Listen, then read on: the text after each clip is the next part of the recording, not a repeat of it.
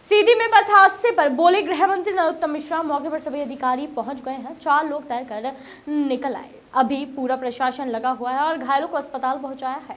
इस पूरे मामले पर सरकार की नजर है। महंगाई को लेकर कांग्रेस के प्रदर्शन पर नरोत्तम मिश्रा ने कहा, यह राजनीतिक प्रोपेगेंडा है। यदि उनको समस्या दिख रही है तो राजस्थान में, छत्तीसगढ़ में भी करना चाहिए, महाराष्ट्र में भी करना चाहिए। कांग्रेस को कुछ भी समझ में नहीं आ रहा है। कांग्रेस की हालत भी मौसम की तरह हो गई है। सोशल मीडिया पर ही कांग्रेस चल रही है। पश्चिम बंगाल की मुख्यमंत्री ममता बनर्जी की रसोई को गृह मंत्री ने बताया चुनावी रसोई।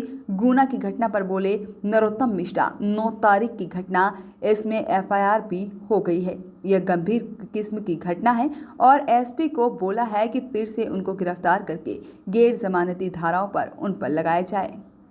बाइट लगाएं। सरकार जो है बहुत अच्छा काम नहीं कर रही। बहुत सारे मुद्दे हैं कांग्रेस के और सभी लोग कुछ मुद्दों को लेकर आगे आ रहे हैं। आधे दिन की आंदोलन है और मौसम भी,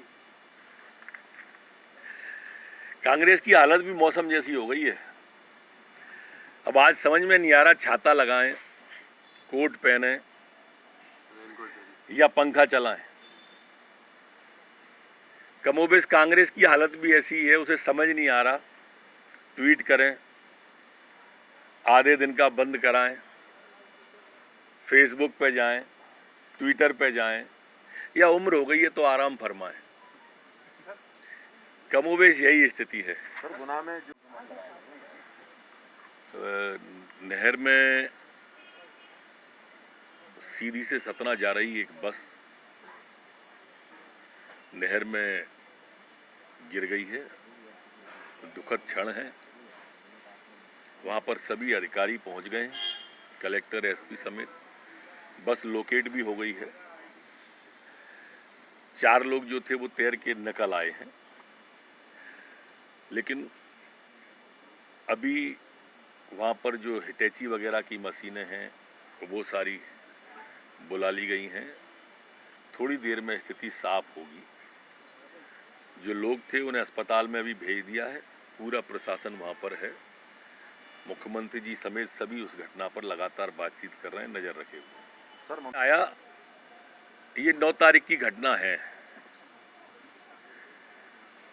9 तारीख की घटना पर उसी समय कायमी हो गई थी, पर जैसा मैंने आपके माध्यम से जाना वो गंभीर किस्म की घटना है। मैंने एसपी को निर्देश किया है कि उन्हें पुनः गिरफ्तार करके गैर जमानती धाराएं उन पर लगाएं। देखिए, बहुजन हिताय बहुजन सुखाय राज्य सरकार काम करती है। गांव गरीब किसान की चिंता करती है, झुग्गी झोपड़ी के इंसान की चिंता करती है और गरीबों से जुड़ी योजनाएं ही मुख्य लक्ष्य है। और इसलिए आज हमारे गृह मंत्री माननीय अमित शाह जी भी मध्य प्रदेश में प्रधानमंत्री आवास समर्पित करने वाले हैं। हम भी जाने वाले हैं। बहुत देर कर दी दीदी ने। हमारा चुनाव सामने है और ये पब्लिक है, सब जानती है। हमारे यहाँ तो दीनदयाल रसोई अरसे से चल रही है। हमने तो चुनाव में ध्यान में रख के कभी नहीं किया। कांग्रेस ने बंद कराई थी।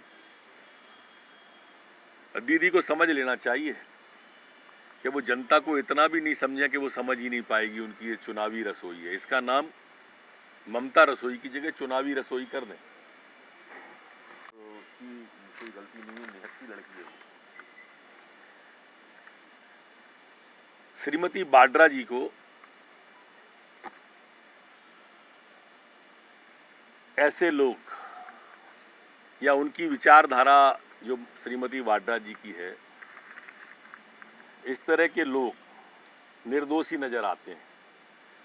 चाहे वो सफूरा जरगर हो, चाहे वो सरजिल इमाम हो, चाहे जाकिर नायक हो, ये उन्हें निर्दोषी नजर आते हैं हमेशा से।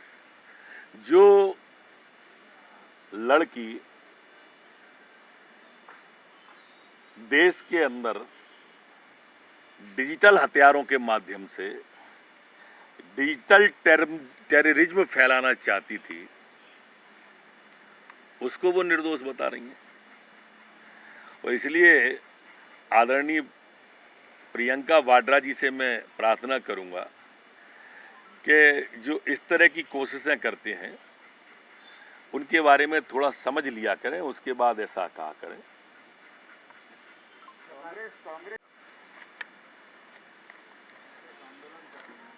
सब कुछ आधा है, आधे दिन का सब कुछ आधा हो लिया है वहाँ, और इसलिए मुझे नहीं लगता वो पहले महाराष्ट्र को देखते। अभी जो कीमत बढ़ी है वो छत्तीसगढ़ में भी बढ़ी है, वो राजस्थान में भी बढ़ी है। इस तरह के राजनीतिक प्रोपोगंडे अगर हैं, उनको समस्या दिख रही तो वहाँ भी करें, यहाँ भी करें, ऐसे तो सब समझ में आता है।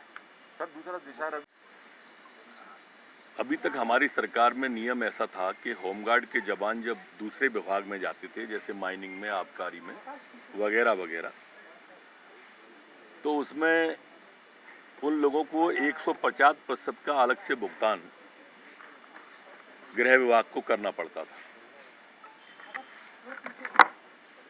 अब गृह विभाग ने अपना होमगार्ड नियम 2016 के नियम 29 में संशोधन कर दिया है।